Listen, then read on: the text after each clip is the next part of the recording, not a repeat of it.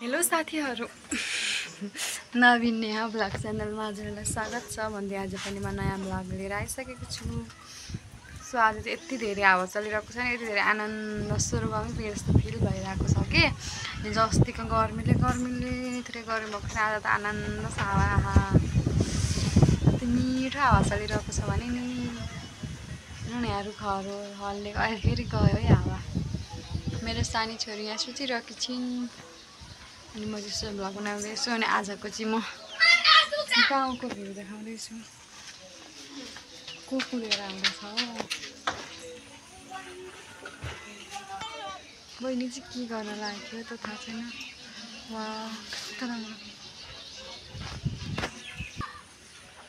यस्तो हेर्नु कस्तो राम्रो छ नि। हामीहरूको गाउँको भ्यू चाहिँ यस्तो राम्रो देख्छ नि।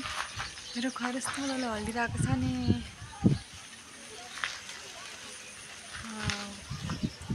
हावा चलिरहेछ। आजको चाहिँ हाम्रो गाउँको भ्यू चाहिँ यस्तो छ है साथीहरू।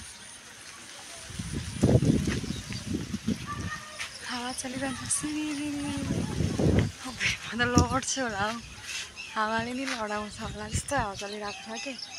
हावाहरू हेर्नु साथीहरू कस्तो राम्रो छ।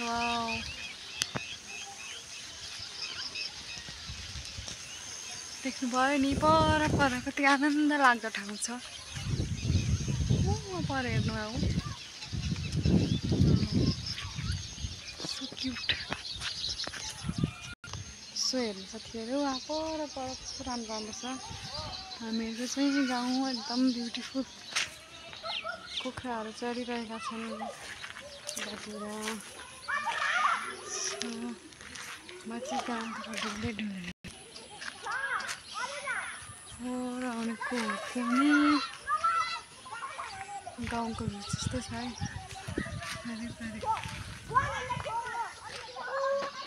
बाटो अनि म यहाँ छु।